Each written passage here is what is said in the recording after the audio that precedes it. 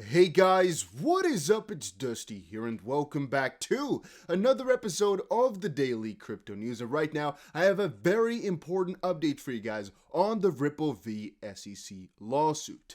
Now, guys, I was actually recording a video about this a little while ago. I just finished the video, let's say about 40 minutes ago, and all of a sudden, boom. 30 seconds ago, maybe 1 minute ago, some news just came out. And so what I'm going to do, guys, is put together that video and this little video.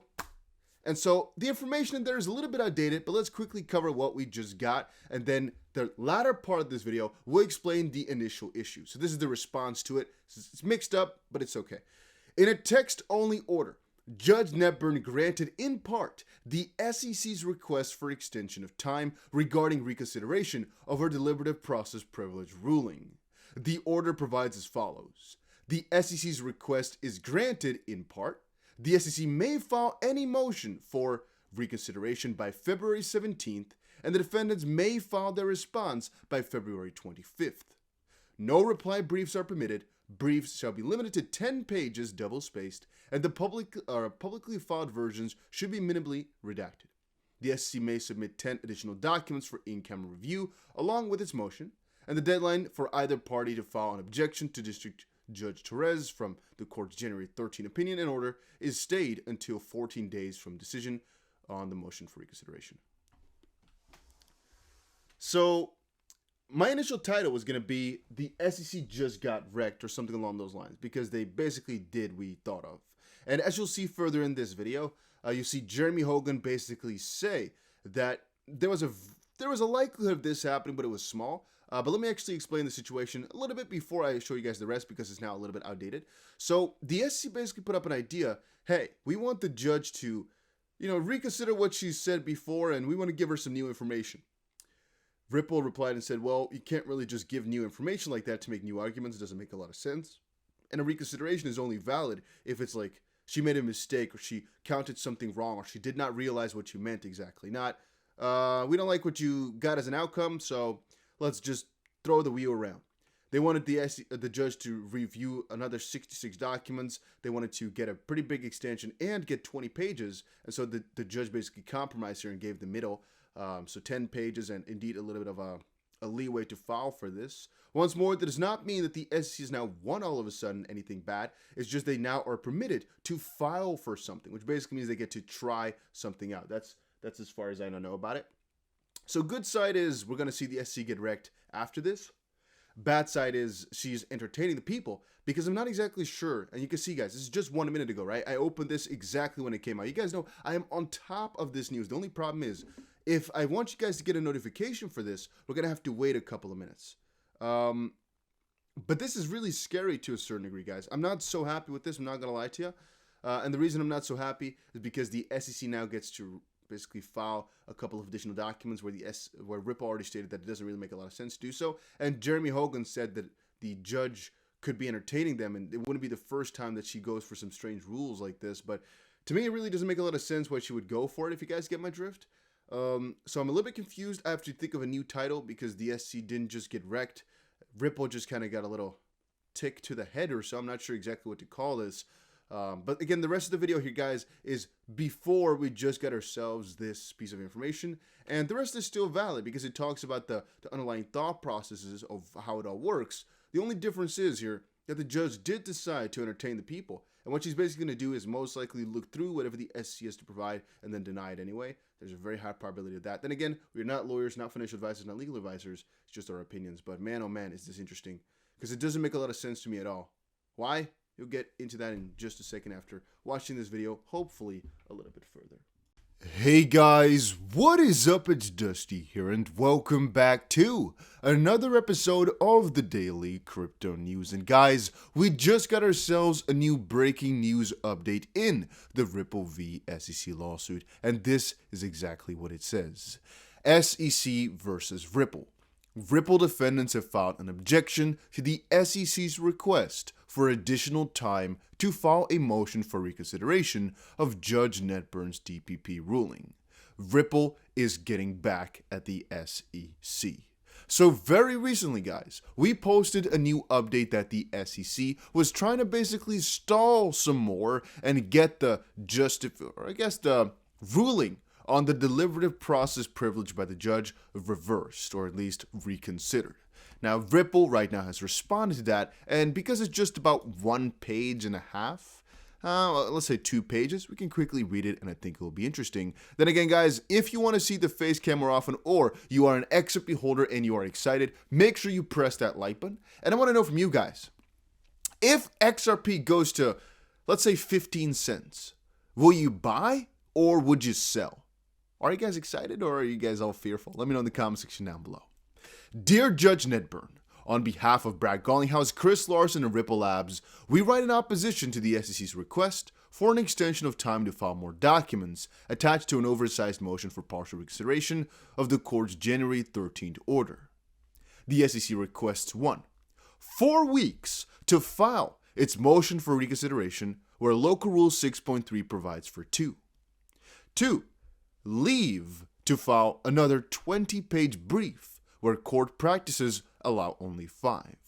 And number 3, leave to submit approximately 66 more documents to the court for in-camera inspection that could have been provided by the SEC prior to this court's already extensive review, and that the SEC now claims support a new argument. Guys, this is honestly actually Ripple's very solid point, and I was actually amazed that they caught on to this and that the SEC was as brutal enough to try this, because hear me out. First of all, what they're doing is they're not necessarily trying to stall, as far as I know, because no dates have been mentioned, and these 4 weeks, right, that they're claiming to want, and the length of this page, which is severe, 4 times the normal, the normal period, is severe.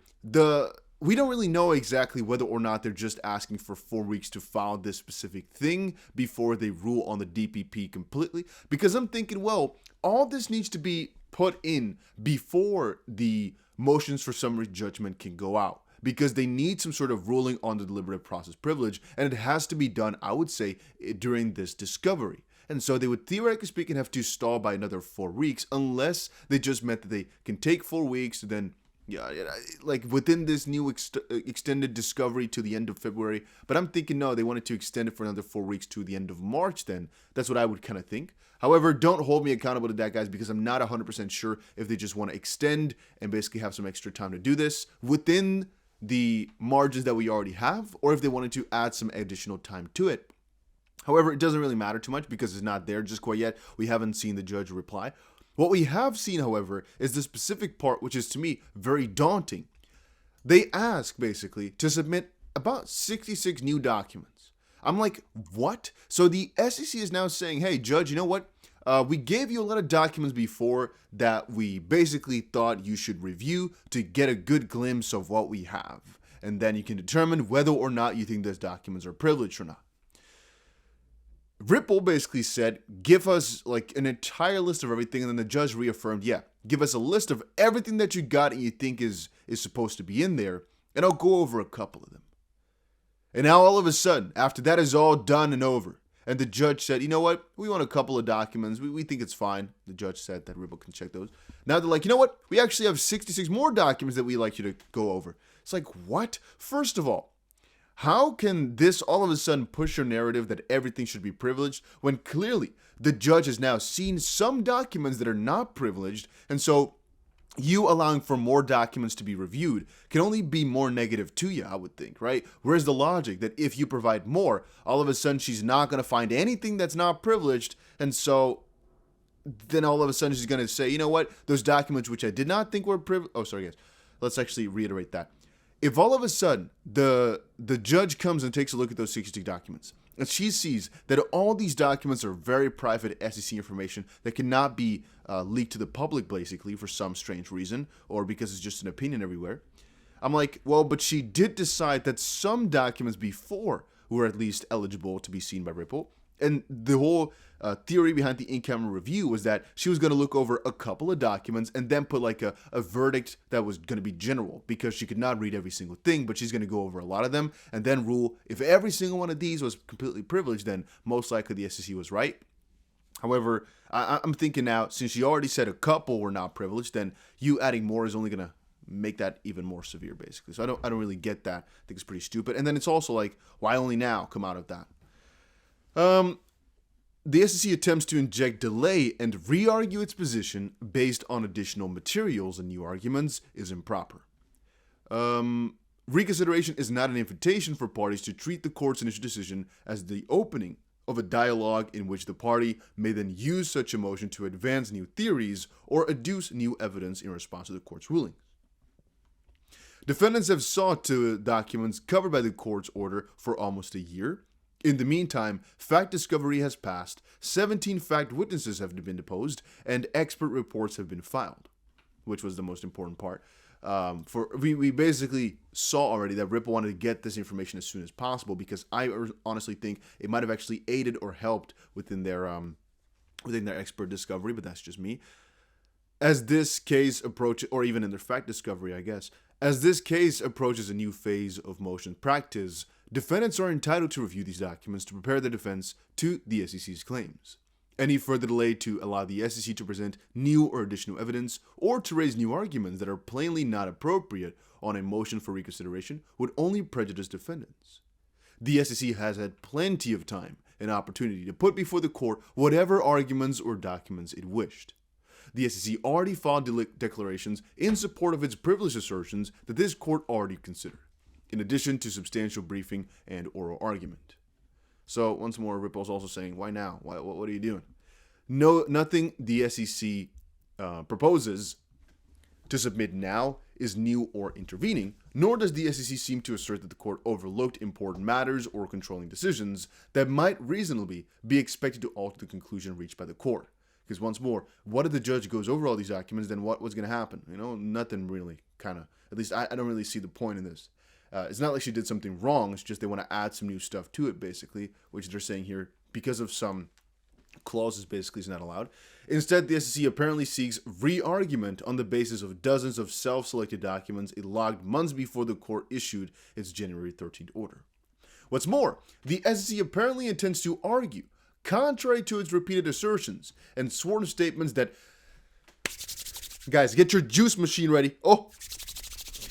That Director Hinman's June 2018 speech represented only his personal views, that entry 9 of Appendix A and similar documents were an essential link in the SEC's deliberative process with respect to Ether and other digital assets. Guys, Ripple has got the nail in the freaking coffin right there. They are gonna wreck the SEC with this specific argument when the judge reads it, most likely, because they just contradicted themselves to the fullest. And I'm so happy that it's not just John Deaton, it's not just the XP community who sees this. No, it is Ripple too. And why this is so important, guys, is because the SEC literally contradicted themselves about the importance of Bill Hinman's speech. And literally yesterday I made a video about proof that even Director Hinman is basically using his own speech as guidance. But now we're seeing the SEC themselves not knowing it fully to the core, because they're basically arguing for the exact opposite. I like that. I like that a lot. So this is a reversal of the SEC's litigation position that was to date, basically. Before the court's order, the SEC argued that these documents were protected by the deliberative process privilege because they reflected, hear me out, internal agency communications on what Director Hinman's June 2018 speech should say. Despite having the opportunity to argue in its prior briefing and argument that entry 9 and similar documents related to agency deliberations about the regulation of Ether or digital assets more broadly, it did not. It cannot do so now. A motion for reconsideration may not be used to advance new facts, issues, or arguments not previously presented to the court. So basically, the SEC is trying to go into a completely different direction right now. And that's not allowed. Specifically not in this motion for reconsideration because, again, reconsideration, as far as I now know, and guys, I'm not a lawyer. I've just been reading a lot about lawsuits nowadays. That's what I do, for, I'm going to say, a quarter of my time. It's really crazy how much time we spend on this. I've spent months on researching and doing so much about this stuff. A motion for reconsideration, as far as I know, literally is if you want to reconsider a decision that's made because of some error, some falsity, in the sense that the judge, for example, overlooked a fact and anything along those lines. It cannot be like, you know what, you decided something, yeah, I get that, but here's some new evidence, just let's do something else. It's not a reconsideration. It's just a new thing altogether. It's like you made a decision. Okay, let's go for a new query. Let's go for a new question. And let's fix that or argue that. It's a different argument, I guess, if you ask me. Let's see here. The SEC should not benefit from its wait-and-see approach. Because literally what they've done is they wait for whatever the judge decides. And then they're like, you know what? We don't like that. Here's something else in a couple of different points, right? Literally with the new information that they try to give out. It's like they should have done this and could have done this months ago. And literally, why not? Except for the fact that they are only doing this now because it can benefit them in a certain sense. And they're doing that in multiple different occasions. So they should not benefit from this wait-and-see approach to continue delaying the production of potentially exculpatory documents defendants have been seeking for the better part of a year. The local rules and the court's practices prescribe ample time and space for the SEC to articulate its position on the single aspect of the court's order that it intends to challenge. The motion should be denied. And honestly, guys, I really firmly think so too. Mostly because if they were to just say, hey, we think you made a wrong choice because of this, that, which mostly falls back down to, I think you got the message wrong in the sense that we are trying to claim something and you are not seeing that correctly, Judge, Your Honor. Okay, there's an argument to be made and we can actually kind of sit by and say, okay, let's see what the judge says. Let's see if she thinks she made an error too. However, I personally think the SEC is overreaching here. They're trying again, and they've been doing this for months. As far as we know, guys, they keep overreaching, and they keep trying to fetch the smallest of the smallest parts in every way, shape, or form. Can we judge them, though? No, because the freaking lawsuit is war in this sense, so I cannot blame them for trying to win cost or whatever it cost. However, it is some shady practices, and as of this point, we haven't seen Ripple do anything along those lines just quite yet. Maybe because they haven't had to do it because they're defending, could be. But it really feels as if the SEC doesn't really have that big a threat to hold on to. They're just trying their best to think of some new stuff whenever they see a new opportunity because they know it's just going to go downhill in like a spiral. Some people are arguing that the SEC is doing all this stuff just so Ripple has more pressure to go for a settlement, and they're not trying to accept because Ripple has too good of a position. That's all our speculation that we can go for. We cannot really conclude anything just quite yet, except for saying that this is a very good document by Ripple. I really enjoy it. And I saw Jeremy Hogan actually posted something about this too. Let's quickly see if we can find him in the chat box. Nope. Let's go and see if I can actually change this up here. Jeremy. Oh, never mind. Oh, it's I think Hogan maybe. Hogan? Okay, let me just look it up on Twitter then. Why am I? Jeremy Hogan, there we go. Oh, it's Attorney Jeremy. My bad, guys. I saw him tweet something, I believe, 1 hour ago. Attorney Solomon is on point as usual. It's a head-scratcher from the SEC, as it's fairly obvious that the motion probably won't be granted, and surely not won, even if granted. And again, what that basically means, as far as I know, is that the motion being granted basically means they can put up a new question, right? So right now, the SEC is just saying, hey, we have a new plan and this is what we want to do. That does not mean they actually get to do it. That just means you can propose the full plan that you have. And then it still is for the judge to decide whether or not the plan that you now got to propose basically is valid.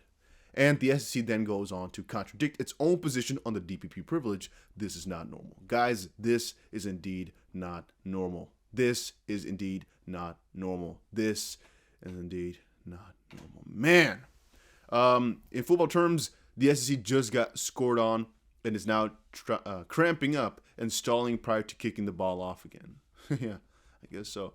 Lito said, you're literally using probably won't because the judges have been consistent in giving the SEC a wide berth to throw their tantrums. This case causes me to give a vote of no confidence in our system. And Jeremy says that's exactly correct. The judges haven't been exactly hammered judges thus far, and so I leave a little wiggle room in there because whatever we find logical does not necessarily have to be the truth. All right, but we'll see. Very important, very interesting lawsuit document. If you're thinking it's lasting for forever, just imagine how long some others must have felt. And these guys that are being sued, like Ripple, for example, it must feel like 10 times as long for them. And some guys have been in a lawsuit for 30 years. We're now seeing that the end date cannot be past 2022. I don't think there's any way, shape, or form that's going to happen. but it's taking its sweet time, and I just hope it's going to be fixed as soon as possible. Then again, I'm also happy because right now we get to buy XRP pretty freaking cheap, and that's again, guys, why I'm asking you all, are you buying XRP right now before the lawsuit is ended, while at these cheap prices at about 50 cents or so? Or are you going to wait until we're back at the freaking moon and you have faith again and you believe in the project again? Let me know. A lot of people have said you've given up or that it's a fail or scam project or whatever. I'm still with it, guys. I'm still holding strong, and I'm going to keep holding strong because I know what I hold. So thank you guys so much for watching. Take care, everybody. Have a nice day. I'm traveling a little bit, so no camera today. Maybe tomorrow again if you guys smash that like button like crazy. Let's get it going. Okay, I just noticed I uploaded the wrong video twice. So you guys might have gotten a notification for a faulty video freaking twice. Been doing YouTube for over a decade. Still learning new things. What a freaking mistake. Okay, but the rest of the video hopefully is fine. So bear with me, guys. I don't know what happened. It's very strange. It's because I scheduled the video, then wanted to cancel it because I added some extra content to it. But then the original video still went live instead of the new video. So when I wanted to do the new video, then some sound issue occurred somewhere of the old video in the new video. Oh,